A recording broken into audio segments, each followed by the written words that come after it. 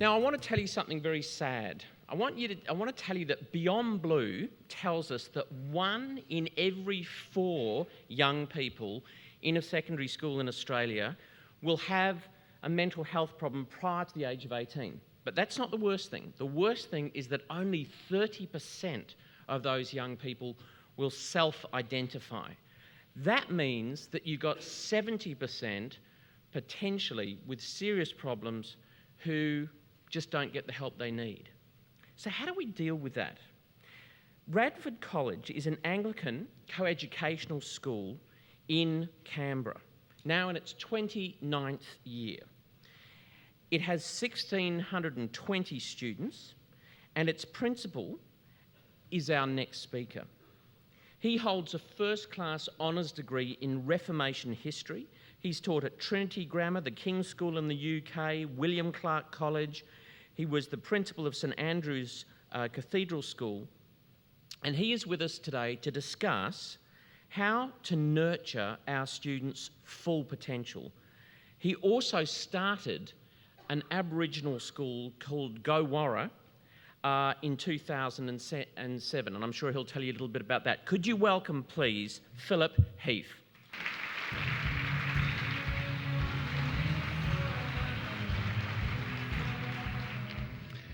Well, that's the music that I want next assembly as I come on to the stage. Do you think the students will like that?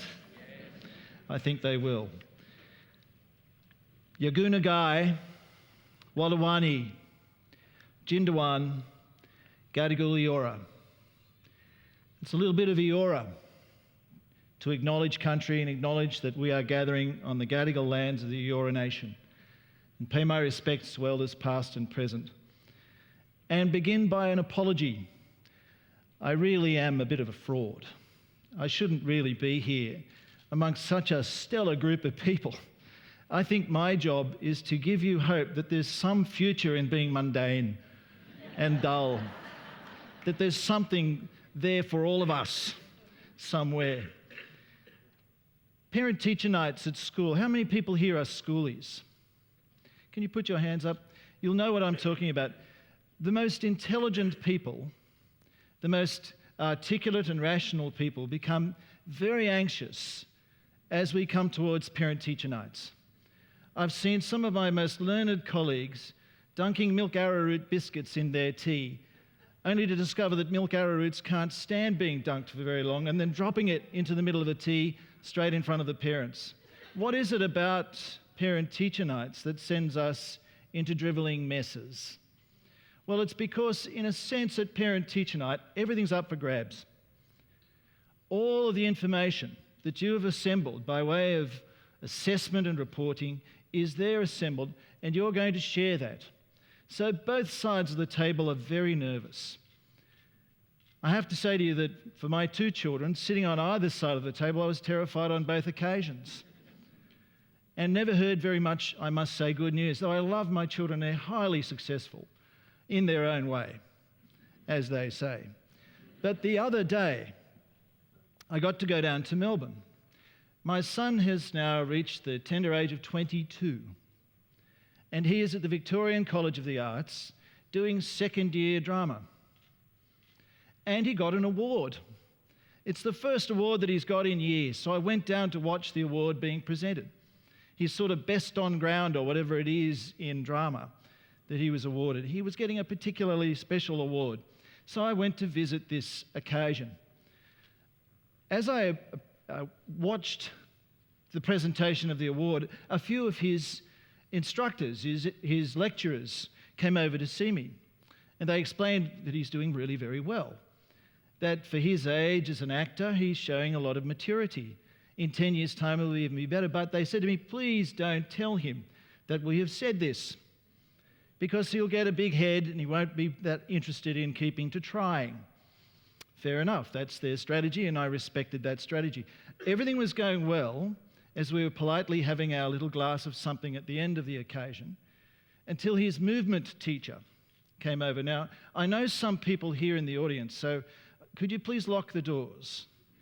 Because what I'm about to say must stay in this room, because I haven't even told him this. So I'm trusting you. She said, for goodness sake, don't pass back this feedback, but this boy is a really good actor. He'll be fantastic when finally he gets a good bonking.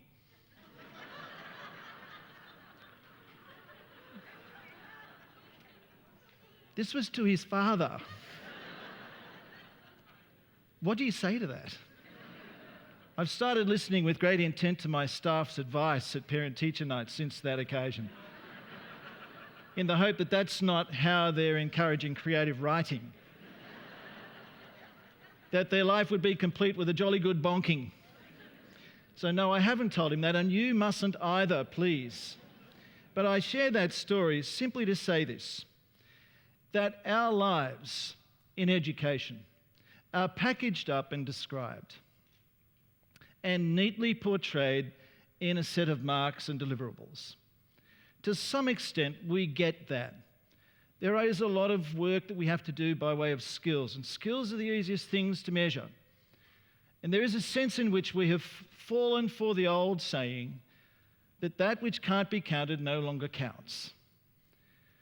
The message that I would like to share today is simply this, that it is the profession of educators, but it is all of us who have to, if you will, respond to a call to action. Because I think there's a lot at stake at the moment.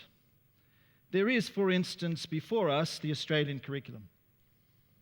The Australian curriculum, which has finally been approved by ministers. One wonders why it is that ministers have to tell us how these things work, but anyway, they have. Finally, it's been approved by every state and territory around the land that this is what we're about to teach. I understand that 80% of what the Australian curriculum will set aside for us to teach is mandated. That leaves us 20% to do those special things that speak to human memory and human experience, the building of nostalgia and meaning in our lives. 20% is all we've got left to celebrate occasions, to gather together in assemblies, to hold special concerts, to invite grandparents in. All we've got is 20%. It worries me.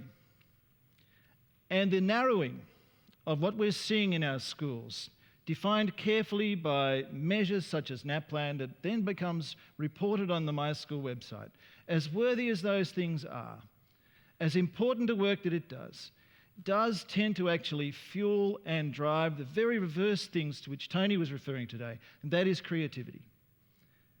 If we can't describe it and define it and measure it, it ceases to be important to us. We can't even put it out on the table at a parent-teacher interview. I don't know how many times over the years, listening to my own children's parent-teacher interviews, my children were described as quirky or unusual. In fact, Tom, who is a very keen actor, was described to me once as he gives us a panoply of different characters whenever he comes into class. I'm glad he's pursuing his great interest. But the school years, even though he was in some ways very happy, were quite tough for him. Quite tough. And I wonder how many of our children that we do these things to. Testing has its place, and data has an important place for us to get some important feedback about what we're doing well. And many of us pursue that data with great vigour, but it does tend to rather narrow the purposes of education. I remember talking to a senior DWER official recently. One of the great privileges, if you could call it that, of living in Canberra, is you bump into these people occasionally. You see them at conferences or at meetings. And I went over to one of the most senior bureaucrat in DWER, and I said, I think we have a problem in national education. The Australian curriculum is something that I welcome. But let me issue this challenge. And in a sense, I want to share this challenge with everybody here now. Can we find a measure of creativity that can actually work in a school? Because you see, the only thing that then drives what a school is doing, that which can be measured and packaged up and put on the My School website. What makes me nervous about that is that will it, in the end, be at war against the very spirit to which I referred earlier. That does concern me. Assessment drives curriculum. Assessment is high stakes. It worries the teacher because the teacher's own worth and dignity is often tied up in the performance of their students. A few days ago, I got a note from a young man who's now 25.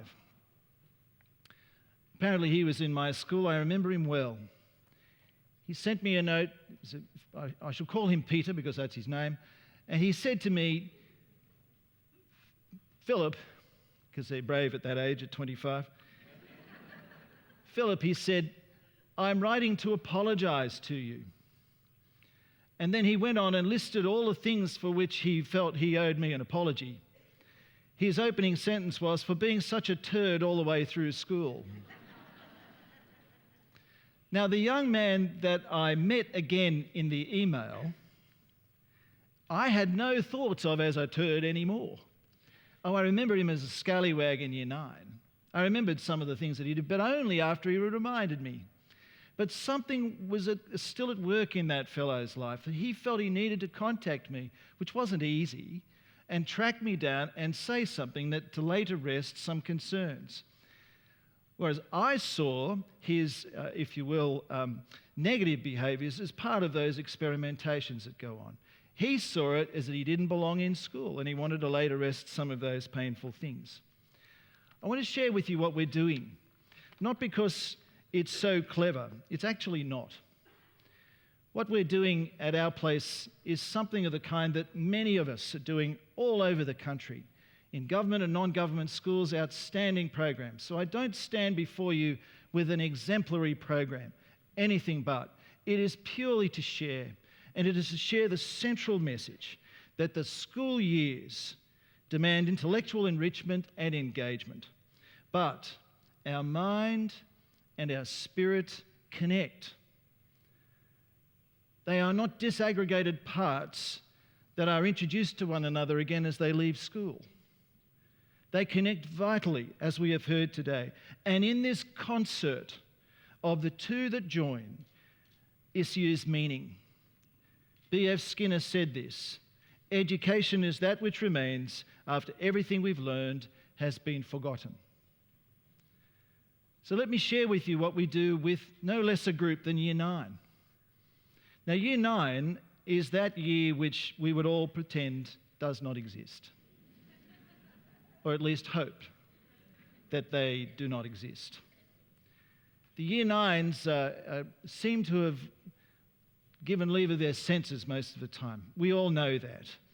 Let me share what happens with Year 9. We're going to have a look at some images. They're mostly of Year 9 people, but there are some other age groups as well.